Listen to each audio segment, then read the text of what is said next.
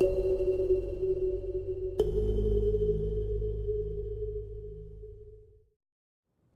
and welcome to IVCA Conclave 2017. I have with me Mr. Harish HV, partner, Grant Thornton, India.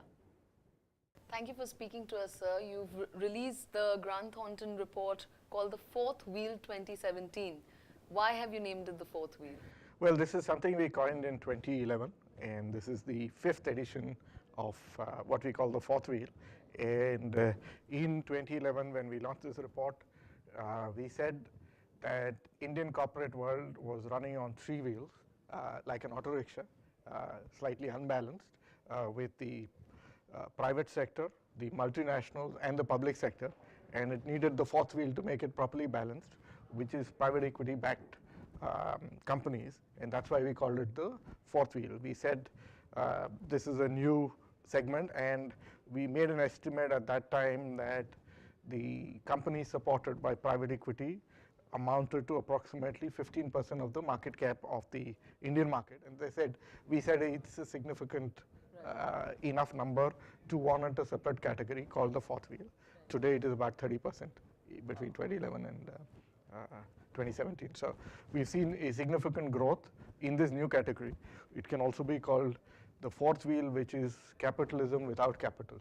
So people can set up businesses today in India without having the capital. Right. You don't have to come from a business family with loads of capital. We've seen enough success stories of professionals who didn't have capital being supported by the PE/VC industry and becoming big. So that's why it's a fourth wheel. Sure. And what an increase, 30%. And as per your report, PE and VCs together invested $14 billion last year. Tell us a little bit about the major findings of your report, sir. Well, basically, we've been tracking private equity over the years, and year on year, we've seen significant growth.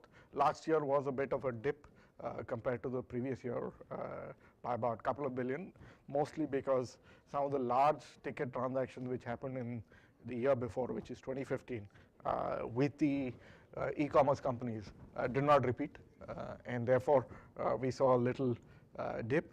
But we've seen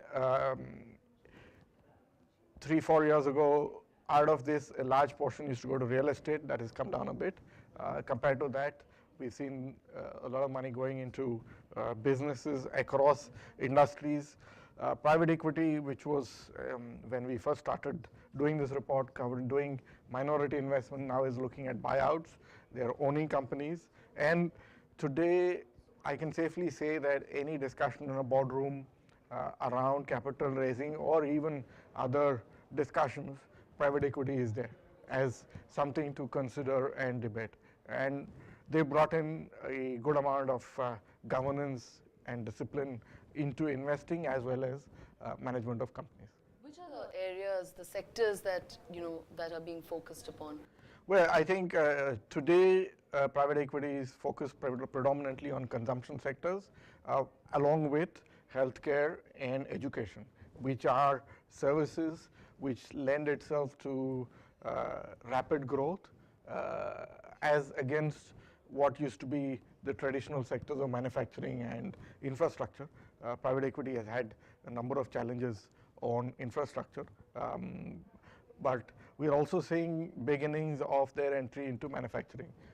They've started getting into manufacturing, but currently focus is on the services and a bit on consumer brands. Right. Would skills be a part of education and therefore look attractive to PE funds? PE funds, because of the regulatory environment in India, which precludes them from building universities, colleges, schools, typically invest in support services for education or skill or training, corporate training, vocational training. That's the area they can invest easily. If they have to invest in a school, it's not easy. Given our current school, college, university, it is required to be done through a trust, and hence a private effort is a little difficult, but hopefully regulations will change that. So going forward, how do you see the environment of investment? In the current fiscal, of course, we've had demonetization. Do we see some impact of that? And going forward for the rest of the year, how do you see the interest generated from PE and VC funds? I would say very positive. I think the industry has come of age. One of the challenges in this industry till about 3-4 years ago was the commonly perceived view that you can enter India but you can't exit.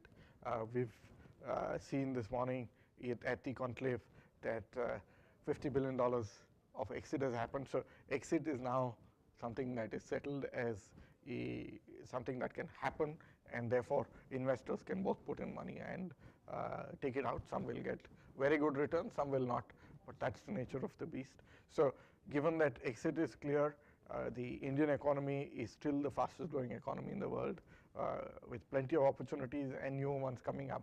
I'm very bullish about the year going forward. All right. Any number you would hazard a number? I mean, numbers are for astrologers to predict. I would say that we'll stay with it's going to be a healthy growth. All right. Thank you so much, sir, for speaking to us.